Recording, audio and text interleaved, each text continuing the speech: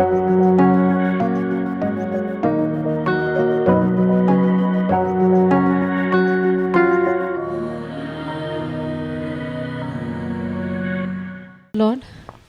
പരിശുദ്ധ അമ്മ പ്രത്യക്ഷപ്പെട്ട് ഈ പുണ്യഭൂമിയിൽ വന്ന് ഞങ്ങൾക്ക് രണ്ടുപേർക്കും ഈ സാക്ഷ്യം പറഞ്ഞ് കർത്താവിനെ മഹത്വപ്പെടുത്താൻ അനുവദിച്ച ഈ വലിയ അനുഗ്രഹത്തെ ഓർത്ത് ഞാൻ ദൈവത്തിന് നന്ദി പറയുന്നു. ഇത് എൻ്റെ 7ാമത്തെ സാക്ഷ്യമാണ് നമ്മുടെ അൾത്താരയിൽ. എൻ്റെ പേര് ഡോക്ടർ ശീതൽ. ഞാൻ മാവേലിക്കരയിൽ നിന്നാണ് വരുന്നത്. ഞാൻ ഉടമ്പടി സിൽവർ ഗ്രേ ആണ് എനിക്കിപ്പോൾ ഉള്ളത്. 19 പ്രാവശ്യം എനിക്ക് ഉടമ്പടി പുതുക്കി പരിശുദ്ധ അമ്മയുടെ ഉടമ്പടി ജീവിതത്തിൽ നിലനിൽക്കാൻ ദൈവം അനുവദിച്ചു. അത് എൻ്റെ യോഗ്യതയാലൊന്നുമല്ല, പരിശുദ്ധ അമ്മയുടെയും ഈശോയുടെയും ദയ കൊണ്ട് മാത്രമാണ് ഞാനിന്നിവിടെ നിൽക്കുന്നത്. ഇന്നിവിടെ പറയാൻ പോകുന്നത് ഒരു അത്ഭുതമായൊരു കഥ. കാരണം എന്താ വെച്ചാൽ, എൻ്റെ ചെറുപ്പത്തിൽ എൻ്റെ കുഞ്ഞുമക്കളെ നോക്കാൻ എന്നെ സഹായിക്കാൻ വന്നൊരു കുഞ്ഞ്, അവളെ കല്യാണം കഴിപ്പിച്ച് വീട്ടിൽ നിന്ന് അയച്ചു. ആ കുഞ്ഞാണ് സരള എന്ന് പറഞ്ഞ് എൻ്റെ അടുത്ത് നിൽക്കുന്ന കുട്ടി. അവൾ കല്യാണം കഴിച്ച് തമിഴ്നാട്ടിലുള്ള കൊച്ചാണ്. അവൾ പോയി തമിഴ്നാട്ടിലേക്ക്. അത് കഴിഞ്ഞ് പിന്നെ കോണ്ടാക്ട്സ് ഒന്നുമില്ല. പണ്ടൊന്നും മൊബൈൽ ഫോൺസ് ഒന്നുമില്ല, അപ്പം നമ്പറുകളൊന്നുമില്ല. അവളുടെ കല്യാണവും കുഞ്ഞുമക്കളുമായിട്ട് അവിടെ ജീവിച്ചു. പിന്നീട് 13 വർഷങ്ങൾക്ക് ശേഷം അവൾ എൻ്റെ നമ്പർ കിട്ടുകയും അവൾ എൻ്റെ ഭവനത്തിലേക്ക് തിരിച്ചു വരികയാണ് ചെയ്തത്. അതൊരു മിറാക്കിളാണ്. 13 വർഷം കഴിഞ്ഞ് ഒരു വ്യക്തി നമ്മുടെ ഭവനത്തിലേക്ക് നമ്മൾ അന്വേഷിച്ച് വരിക എന്ന് പറഞ്ഞാൽ അത് അത്ഭുതം തന്നെയാണ്. അതിൽ യാതൊരു അത്ഭുതം അല്ലാതെ വേറെ ഒന്നുമില്ല. പരിശുദ്ധ അമ്മ അവളെ തിരിച്ച് വിളിക്കുകയായിരുന്നു എന്നാണ് ഇപ്പോൾ എനിക്ക് മനസ്സിലാവുന്ന വലിയ സത്യം. അവൾ വന്നു, അവൾ എന്നോട് പറഞ്ഞു അവളുടെ മകന് വയ്യാതെ ഇരിക്കുമായിരുന്നു, യൂറിനറി ബ്ലാഡർ സിസ്റ്റ് ആയിരുന്നു. അത് സർജറി കഴിഞ്ഞു. അത് കഴിഞ്ഞ് അവൾ എന്നോട് പറഞ്ഞു, ചേച്ചി എനിക്ക് ഒരു മാസം ചേച്ചിയുടെ അടുത്ത് വന്നൊന്ന് നിൽക്കണം. അവളുടെ ബുദ്ധിമുട്ടുകളോ അവളുടെ പ്രശ്നങ്ങളോ ഒന്നും എന്നോട് അവൾ പറഞ്ഞിട്ടുണ്ടായിരുന്നില്ല. അപ്പം ഇത്രയും 13 വർഷം കഴിഞ്ഞൊരു കുഞ്ഞ് നമ്മളെ വിളിച്ച് നമ്മുടെ കൂടെ വരിക, നമ്മളുടെ അടുത്ത് വന്ന് നിൽക്കാനെന്ന് പറയുമ്പോൾ അത് എൻ്റെ ജീവിതത്തിൽ വലിയ അനുഗ്രഹമായിരുന്നു. കാരണം എൻ്റെ ഡാഡിയും മമ്മിയൊക്കെ മരിച്ചു പോയിരുന്നു. മമ്മിയുടെ ഒപ്പമായിരുന്നു അതിനുശേഷം അവൾ നിന്നിരുന്നത്. അമ്മ മരിച്ചു പോയപ്പോഴും അവൾക്ക് അറിഞ്ഞുകൂടായിരുന്നു. ബിക്കോസ് ഇൻഫർമേഷൻസ് ഒന്നുമില്ല, ന്യൂസ് അവിടെ അവർക്ക് എത്തിപ്പെടാനോ അറിയാനോ ഒന്നും ഒരു വഴിയില്ല. അപ്പോൾ എനിക്ക് തോന്നുന്നു അന്ന് പഠിപ്പിച്ച ജപമാല പ്രാർത്ഥന അവളുടെ കരങ്ങളിൽ, അതായിരുന്നു അവളുടെ സേവിങ്സ് ബാങ്ക് അക്കൗണ്ട്, എൻ്റെ അമ്മ പഠിപ്പിച്ച ജപമാല. അപ്പോൾ ആ ജപമാല മണികൾ അവൾക്ക് സേവിങ്സ് ബാങ്ക് അക്കൗണ്ടായി. അവൾ തിരിച്ചു വന്നു എൻ്റെ ഭവനത്തിൽ ഇങ്ങനെ അഡ്രസ്സ് കൊടുത്തപ്പം. എന്നിട്ട് ഒരു മാസം എൻ്റെ ഒപ്പം നിന്നു. അപ്പോൾ എൻ്റെ പ്രാർത്ഥനയിൽ, അപ്പം ഞാൻ ഉടമ്പടി ജീവിതമായിട്ട് ഞാൻ മുന്നോട്ട് പോവുകയാണ്. എൻ്റെ പ്രാർത്ഥന മുഴുവൻ അവൾ കണ്ടു. അവൾ എൻ്റെ കൂടെ ഉണ്ടായിരുന്നു. കുടുംബ പ്രാർത്ഥനയിൽ അവൾ ജപമാല മണി തുടങ്ങി. ആദ്യമായിട്ട് 13 വർഷം കഴിഞ്ഞു പോയൊരു കുഞ്ഞിന് ജപമാല മറക്കാതെ ഞങ്ങളുടെ ഒപ്പം ഇരുന്ന് ജപമാല ചെല്ലാൻ ദൈവം അനുവദിച്ചു. ഇതൊക്കെ ദൈവത്തിൻ്റെ മുമ്പിൽ അത്ഭുതമല്ലാതെ വേറെ ഒന്നും എനിക്ക് പറയാനില്ല.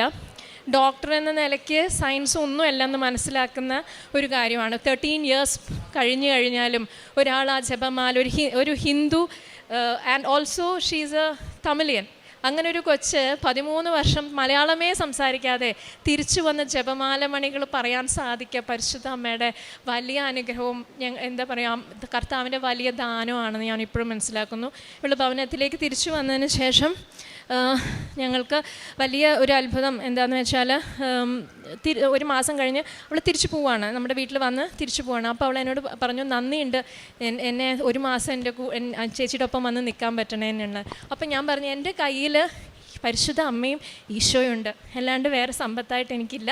എൻ്റെ പരിശുദ്ധ അമ്മയും ഈശോയും ഞാൻ നിനക്ക് നൽകുന്നു എന്ന് പറഞ്ഞിട്ട് ഞാൻ അവൾക്ക് 4 ലോക്കറ്റ്, അവൾക്ക് വീടുണ്ട് എന്നാണ് എന്നോട് പറഞ്ഞിരിക്കുന്നത്. അപ്പം 4 കോണുകളിലും വീടിൻ്റെ വെക്കാനായിട്ട് 4 ലോക്കറ്റ്, നിൻ്റെയും നിൻ്റെ കുഞ്ഞുങ്ങളെയും സംരക്ഷിക്കാൻ പരിശുദ്ധ അമ്മയുടെ കൃപാസനം പ്രസാദപര മാതാവിൻ്റെ ലോക്കറ്റ് 4 കൊടുക്കുന്നു. അതല്ലാതെ എനിക്ക് ഫോട്ടോ ആയിട്ട് കൊടുക്കാൻ അവളുടെ കയ്യിലില്ല. അപ്പം നമ്മുടെ കൃപാസനത്തിൻ്റെ പത്രം ഒക്ടോബർ മാസത്തിൽ 2024 എല്ലാ വർഷവും നമുക്ക് മാതാവിൻ്റെ ഫോട്ടോ ഉള്ളതാണ്. ഒക്ടോബർ മാസത്തിൽ ജപമാല റാലി ഉള്ളത് കൊണ്ടുള്ള ഫോട്ടോ ഉള്ള പത്രത്തിൻ്റെ ആദ്യ പേജ് ഞാൻ ഇവൾക്ക് കൊടുത്തിട്ട് പറഞ്ഞു, വീട്ടിൽ കൊണ്ടുപോയി വെക്കാൻ പറഞ്ഞു. അപ്പോഴും ഇവളുടെ വീടിൻ്റെ സിറ്റുവേഷനോ ഒന്നും എന്നോട് പറഞ്ഞിട്ടില്ല. അവളുടെ ബുദ്ധിമുട്ടുകളൊന്നും എന്നോട് ഇതുവരെ പറയാതെ എന്നെ കാണാൻ വേണ്ടി മാത്രം. സ്നേഹത്തിന് ഭയങ്കര അർത്ഥമുണ്ടെന്ന് ദൈവം ഇന്നും നമ്മുടെ വചനത്തിലൂടെ പറഞ്ഞു. ദൈവം സ്നേഹമാണ് ഞങ്ങളെ പഠിപ്പിക്കുന്നത്. അതിർത്തി വിട്ട സ്നേഹത്തിലും ദൈവം നമ്മളെ തിരഞ്ഞെടുത്ത് ആ സ്നേഹബന്ധങ്ങളിൽ നമ്മളെ തിരിച്ചു കൊണ്ടുവരാൻ സാധിക്കുന്ന ഒരു ദൈവത്തെയാണ് നമ്മൾ ആരാധിക്കുന്നത്, ജീവനുള്ള ദൈവത്തെ. അവിടെ വ്യക്തികളുടെ സ്റ്റാൻഡേർഡോ ക്വാളിഫിക്കേഷനോ ഒന്നുമില്ല, സ്നേഹം മാത്രമേ ഉള്ളൂ. ദൈവം സ്നേഹമാണ്, നത്തിങ് മോർ ദാൻ ദാറ്റ്. അപ്പോൾ അത് കഴിഞ്ഞ് അവൾ തിരിച്ചു പോയി, ഉപ്പും കൊടുത്തിരുന്നു. അപ്പോൾ അവിടെ പോയി അവളുടെ ചുമര് പിന്നീടാണ് അറിയുന്നത്, അവൾക്ക് ചുമരൊക്കെ വളരെ ചെറിയൊരു ചുമര് മാത്രമേ ഉള്ളൂ. ആ ചുമരുമേൽ അവൾ നമ്മുടെ മാതാവിനെ, കൃപാസനം പ്രസാദപര മാതാവിനെ വെച്ചു. അത് കഴിഞ്ഞ് 2 മാസം കഴിഞ്ഞ് അവളവിടെ ലോക്കറ്റ് വെച്ചു, പ്രാർത്ഥിച്ചു. അത് കഴിഞ്ഞ് 2 മാസം കഴിഞ്ഞപ്പോൾ ഞാൻ പറഞ്ഞു, എൻ്റെ കൂടെയുള്ള കൊച്ചു പോയതുകൊണ്ട് ഞാൻ പറഞ്ഞു, മോൾക്ക് എന്നെ സഹായിക്കാൻ വരാൻ സാധിക്കുമോ എന്ന് പറഞ്ഞു. അവൾ അങ്ങനെ തിരിച്ചു വന്നു കഴിഞ്ഞപ്പോൾ അപ്പോഴും എൻ്റെ വീടിനെ കുറിച്ചൊന്നും അവൾ പറയുന്നില്ല. ഇങ്ങനത്തെ ബുദ്ധിമുട്ടുകളും കുഞ്ഞുമക്കളെയൊക്കെ മദർ ഇൻ ലോൻ്റെ അടുത്ത് ആക്കി, ഭർത്താവുണ്ട്, 3 മക്കളും ഉണ്ട് അവൾക്ക്. അവരെയൊക്കെ ഓരോ സ്ഥലത്ത് ആക്കിയിട്ടാണ് ഞാൻ വിളിച്ചപ്പോൾ അവൾ തിരിച്ചു വന്നത്. അപ്പോഴും അവളുടെ ബുദ്ധിമുട്ടുകളൊന്നും പറയുന്നില്ല. അതാണ് അവളുടെ ആ ഭംഗി, ആ മനസ്സിൻ്റെ സൗന്ദര്യവും. ഇപ്പോൾ ഈ ലോകത്തെ എല്ലാം ആവശ്യപ്പെടുന്ന ആൾക്കാർക്ക് അവളൊരു എക്സാമ്പിളാണ്. അവൾ പരിശുദ്ധ അമ്മയുടെ മകളായിരിക്കണം, ആയിത്തീരണം എന്നെനിക്ക് ഉറപ്പായിരുന്നു. അപ്പോൾ അതുകൊണ്ട് ഞാൻ അവളെ ഇവിടെ നിർത്തിയിട്ട് ഞാൻ മാതാവിൻ്റെ അടുത്ത് അവൾ തിരിച്ചു വന്നു കഴിഞ്ഞ് എനിക്ക് മാതാവിൻ്റെ പ്രാർത്ഥന കഴിഞ്ഞ് കുർബാന കഴിഞ്ഞ് ഞാൻ എൻ്റെ വീട്ടിൽ വന്നപ്പോൾ ജൂലൈ 26-ാം തീയതി എനിക്ക് തോന്നുകയാണ് ഇവളുടെ വീടൊന്ന് കാണണം. അപ്പോൾ ഇവൾക്ക് വീഡിയോ ഒന്നുമില്ല, വീഡിയോനുള്ള ഫോണൊന്നുമല്ല, ടച്ച് ഫോണാണ്. അപ്പോൾ അടുത്തുള്ള വീട്ടിലൊരു കൊച്ചിൻ്റെ കയ്യിൽ നിന്ന് ഈ വീടിൻ്റെ വീഡിയോ ആണ്, ഫോട്ടോ പോലുമല്ല, വീഡിയോ എടുത്തു എനിക്ക് അയച്ചു. അത് കണ്ടപ്പോഴെനിക്ക് ഞാൻ മനസ്സിലാക്കിയത്, ഒരു സ്ത്രീ 2 കുഞ്ഞുമക്കളുമായിട്ട് നിൽക്കുമ്പോൾ മഴ പെയ്യുന്ന കോരി ചൊരിയുന്ന ഒരു വീട്ടിൽ 2 സൈഡിലും വാതിലുകളില്ലാതെ ഒരു വ്യക്തി ജീവിക്കുകയാണ്. എന്നിട്ടും ആ കുറവുകൾ പറയുന്നില്ല. എന്നിട്ട് അപ്പോൾ ആദ്യം എൻ്റെ മനസ്സിൽ വന്നത്, അടച്ചുറപ്പുള്ള മുറി ഉള്ള ഒരു ഭവനം ഒരു സ്ത്രീക്ക് ആവശ്യമാണ്, പ്രത്യേകിച്ച് ചെറുപ്പമായിട്ടുള്ള പെൺകുട്ടികൾക്ക്. അതെൻ്റെ അമ്മ കൊടുക്കണം, അല്ലാതെ വേറെ ഒന്നുമില്ലെന്ന് ഞാൻ പറഞ്ഞു അവിടെ വെച്ച്. അങ്ങനെ എങ്ങനെയോ ഞങ്ങൾ വിചാരിച്ചിട്ട് പോലുമില്ല ആ ഭവനം. അത് ഒരിക്കലും പരിശുദ്ധ അമ്മ അത് നടത്തി. 3 മാസം, ഉടമ്പടിയുടെ 3 മാസത്തിൻ്റെ ടൈം തന്നെയാണ്. അതിൽ അമ്മയുടെ സിഗ്നേച്ചറുണ്ട്. സെപ്റ്റംബർ 3 മുതൽ ഡിസംബർ വരെയുള്ള സമയത്ത് അവൾക്ക് ഒരു ഭവനം പരിശുദ്ധ അമ്മ നൽകി കൊടുത്തു. ഇത് ദൈവത്തിൻ്റെ ഒരു വലിയ ദാനമാണ്. അത് ബാക്കി അവൾ അതിൻ്റെ കാര്യങ്ങളായിട്ട് പറയും. പക്ഷെ ഇപ്പം എന്താണെന്ന് വെച്ചാൽ, ആ ഭവനത്തിൽ അവൾ പാല് കാച്ചാൻ പോവുകയാണ് പൊങ്കലിനെ. ഇപ്പോൾ പോകുമ്പോൾ തിരിച്ചു വരില്ല, തമ്പുരാൻ്റെ കരങ്ങളിലാണ് വരുന്ന കാര്യമൊക്കെ. കുഞ്ഞുമക്കളൊക്കെ ഉണ്ട്. പക്ഷേ ഒരു കാര്യമുണ്ട്, പൊങ്കലിന് പോണേങ്കാട്ടി മുമ്പ് എൻ്റെ അമ്മയുടെ അടുത്ത് വന്ന് സാക്ഷ്യം പറഞ്ഞിട്ടേ അവൾ പോവുള്ളൂ എന്ന് പറഞ്ഞു. അപ്പോൾ ഇന്ന് അവളിവിടെ ഉടമ്പടി എടുത്തിട്ടുണ്ട്. പക്ഷേ പരിശുദ്ധ അമ്മയുടെ സ്നേഹത്തിലും ഈശോയെ മഹത്വപ്പെടുത്താനും ദൈവം ഇവിടെ തിരഞ്ഞെടുത്ത ഈ നിമിഷത്തെ ഓർത്ത് ദൈവത്തിന് നന്ദി പറയുന്നു. അവളുടെ കുഞ്ഞുമക്കളിൽ ഒരാൾ ഇപ്പോൾ പറയുന്നത് മാതാവിൻ്റെ ഉപ്പ് വേണമെന്നാണ്. അതുപോലെ തന്നെ അവൻ തന്നെ അവിടുത്തെ എല്ലാവരുടെ അടുത്തും പറയാം മാതാവിൻ്റെ ഉപ്പ്. അവിടെ മേരിയമ്മ എന്നാണ് പറയുന്നത്. മേരിയമ്മയുടെ ഉപ്പുണ്ടെങ്കിൽ നമുക്ക് എല്ലാ അസുഖങ്ങളും മാറും, നമുക്ക് വീട് കിട്ടും. അപ്പോൾ തൊട്ടടുത്തുള്ള ആൾക്കാരൊക്കെ ഇപ്പം മേരിയമ്മയുടെ ഉപ്പാണ് അവിടെ ചോദിച്ചു വാങ്ങുന്നത്. കാരണം എന്താണെന്ന് വെച്ചാൽ, കൃപാസനത്തിലെ മാതാവ് ഒരു ചെറിയ ഒരു വില്ലേജിലോട്ട് പോയിട്ട് അവിടെ നടത്തിയ അത്ഭുതമാണിത് പറയുന്നത്. വേറെ ഒന്നുമല്ല, പരിശുദ്ധ അമ്മയ്ക്ക് ദർ ആർ നോ ബൗണ്ടറീസ് ഇല്ല. ദേശം താണ്ടി ഓരോ ചെറിയ വില്ലേജസിലേക്കും എത്തിപ്പെട്ട് അവരുടെ വിശ്വാസത്തെ കാത്തു സംരക്ഷിക്കുന്ന യേശുവിനെ എത്തിക്കുന്ന ഒരു വലിയ ദൗത്യം ഈ കുഞ്ഞിനെ ഏൽപ്പിക്കപ്പെട്ടിരിക്കുന്നു. അപ്പോൾ ഇപ്പോൾ അവൾ ഉടമ്പടി എടുത്തിട്ടുണ്ട്. പരിശുദ്ധ അമ്മയെ ഈശോയും അവിടെ എത്തിക്കുവാൻ അവളും ഇനി അതിൽ ഇറങ്ങി പ്രവർത്തിക്കുമെന്ന് ഞാൻ പ്രാർത്ഥിക്കുന്നു. അതിനുവേണ്ടി അവളെ ശക്തീകരിക്കാൻ ദൈവത്തിനോട് പ്രാർത്ഥിക്കുന്നു. പിന്നെ രണ്ടാമത്തെ ഒരു കാര്യം പരിശുദ്ധ അമ്മയുടെ പ്രസൻസാണ്. പലതവണ ഇവിടെ എനിക്ക് വന്ന് സാക്ഷ്യം പറയാൻ സാധിച്ചിട്ടുണ്ട്. അതിൽ ഇപ്രാവശ്യം ഞാൻ നവംബറിൽ സൗദിയിൽ പോയേക്കായിരുന്നു, ഹസ്ബൻഡ് അവിടെയാണ്. അപ്പം കഴിഞ്ഞ പ്രാവശ്യം സെപ്റ്റംബർ 8-ാം തീയതി 2025 റെയിൻബോ കണ്ടത്. പിന്നെ ഞാൻ കണ്ടിട്ടില്ല. അപ്പോൾ ഞാൻ മാതാവിനോട് പറഞ്ഞു, അമ്മ എൻ്റെ ബർത്ത്ഡേ ആണ് നവംബർ 13 എനിക്ക് അമ്മയുടെ പ്രസൻസ് എനിക്ക് ഫീൽ ചെയ്യണം. കുറേ നാളെ എൻ്റെ അമ്മേനെ കാണും, എനിക്ക് മഴവില്ലായിട്ട് എൻ്റെ അമ്മേൻ്റെ അടുത്ത് വരണം എന്ന് പറഞ്ഞു. മരുഭൂമിയിൽ എങ്ങനെയാണ് മഴവില്ല് വരുന്നത്?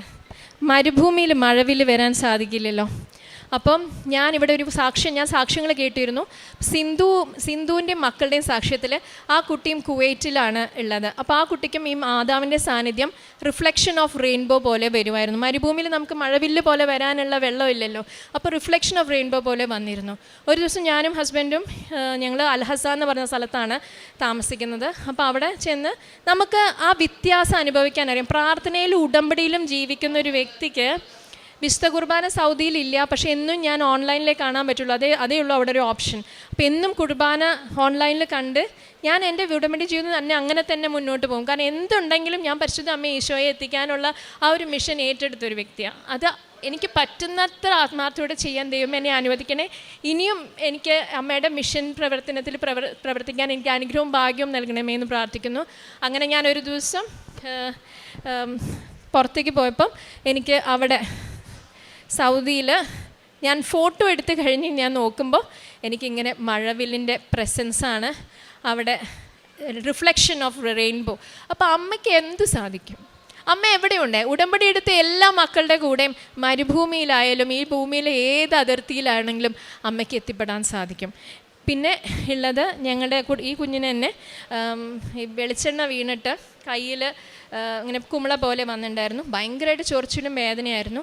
മാതാവിൻ്റെ തൈലം വിശ്വാസ പ്രമാണം ചൊല്ലി ഉപ്പായിട്ട് ഞാൻ അതിൻ്റെ മുകളിൽ പ്രാർത്ഥിച്ച് മാതാവിൻ്റെ ഫോട്ടോൻ്റെ മുമ്പിൽ വെച്ച് ഞങ്ങൾ സന്ധ്യാപ്രാർത്ഥന കഴിഞ്ഞ് ഇട്ട് കഴിഞ്ഞ് ഉപ്പ് ഇട്ട് കഴിഞ്ഞാൽ നമ്മൾ പൊള്ളുന്ന അനുഭവമാണ്, അല്ലെങ്കിൽ എരിയുന്ന അനുഭവമാണ്. ഇവൾക്ക് തണുക്കുന്ന അനുഭവം. അത് അവൾ തന്നെ അത് പറയും. പിന്നെ അവൾക്ക് കിട്ടിയ അനുഗ്രഹങ്ങളെക്കുറിച്ച് അവൾ നന്ദി പറയും.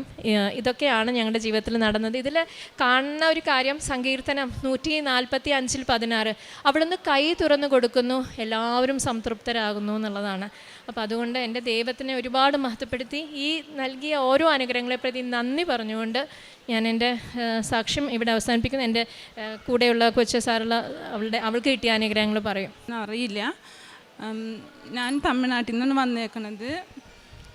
വീട് കിട്ടിയതിന് നന്ദി പറയാൻ വേണ്ടി വന്നതാണ് മാതാവിൻ്റെ അടുത്ത്. ഞാൻ വീടില്ലാണ്ടിരിക്കുമ്പോൾ ഞാൻ ചേച്ചിയുടെ അടുത്തേക്ക് വന്നപ്പോൾ ചേച്ചി പറഞ്ഞു, എൻ്റെ ഏറ്റവും വലിയ ഗിഫ്റ്റാണ് എൻ്റെ അമ്മ, നിനക്ക് ഞാനത് തരുന്നു, നീ എൻ്റെ വീട്ടിൽ കൊണ്ടുപോക്കോ, ഉപ്പിടുന്നു പറഞ്ഞു.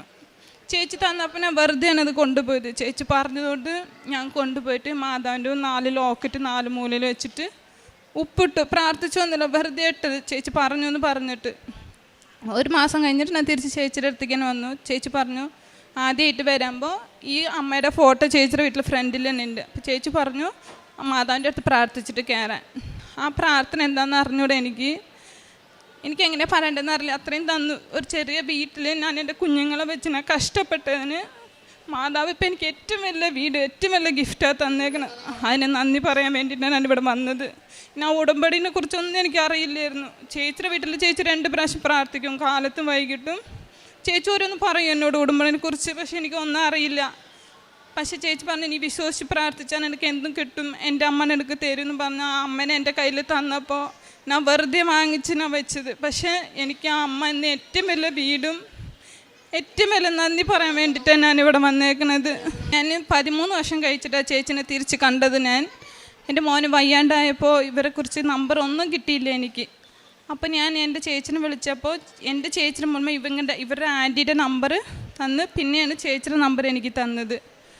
അങ്ങനെ എനിക്ക് ഒരുപാട് നന്ദി എൻ്റെ മാതാവിൻ്റെ അടുത്ത്. 13 വർഷം കഴിച്ച് ഞാൻ തിരിച്ചിവിടെ വന്ന് 13 വർഷം ഞാൻ കഷ്ടപ്പെട്ടതിന് മാതാവ് എനിക്ക് ഈ 2025 തന്ന ഏറ്റവും വലിയ ഗിഫ്റ്റാണ് എൻ്റെ വീട്.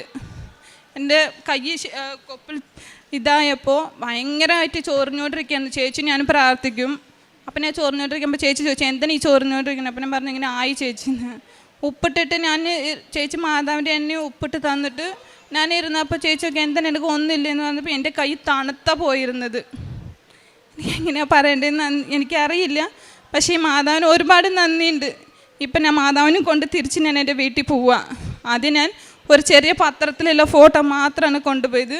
ഇന്ന് ഞാൻ മാതാവിൻ്റെ ഏറ്റവും വലിയ ഫോട്ടോ കൊണ്ട് എൻ്റെ വീട്ടിൽ പോകണത്. ഞാൻ നന്ദിയുണ്ട്, ഒരുപാട് നന്ദിയുണ്ട്. ഈശോനും മാതാവിനും ഒരുപാട് നന്ദിയുണ്ട്. എനിക്കെങ്ങനെ പറയേണ്ടതെന്ന് അറിയില്ല.